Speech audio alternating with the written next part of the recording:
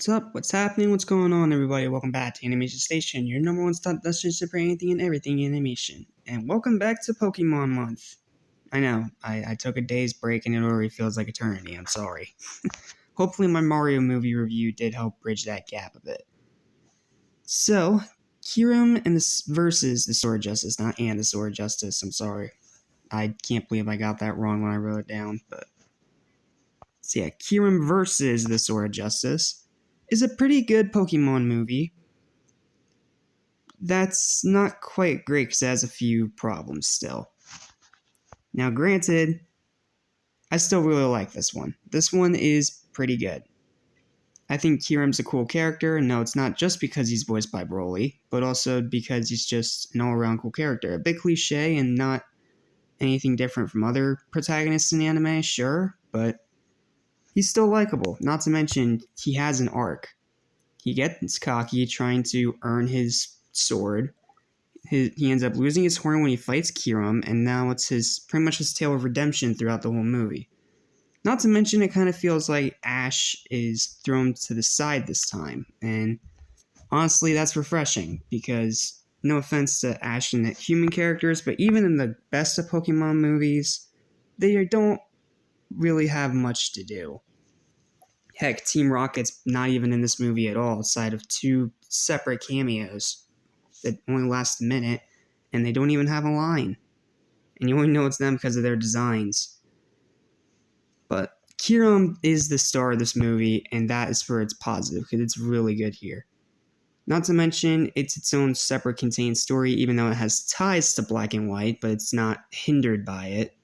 So this is not like that crappy Sinnoh trilogy. And the action's really good, and not to mention the movie is barely an hour. It's one of the shortest of the franchise, if not the absolute shortest, and it works for the self-contained story it's trying to tell. My problems with this movie is that the Guardians are very boring characters. Kyurem is a bad villain with no personality or dimension. And the ending is a bit of a cop-out. Not gonna say why, I'm just gonna say it's a cop-out. But take those elements out, you're left with a very good Pokemon movie that takes all the cliches that these movies have made, well, into cliches and repeated several times and threw it out the window.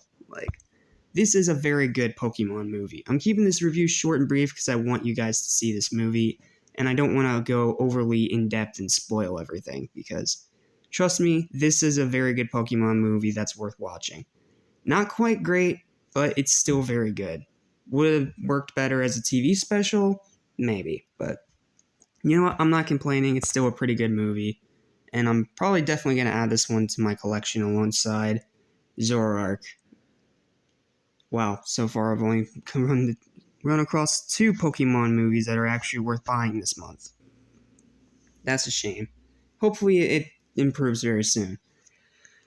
But anywho, my final verdict for Kyurem versus the Sword of Justice is a 7 out of 10. Very good movie, almost great, just held back by a few little things. Yep, that's the review. I'll see you guys tomorrow for Genesect and the Legend Awakened. I watched Phantom Strider talk about this one, so I'm not looking forward to it. That's going to be a rough one. See you for that review. Peace.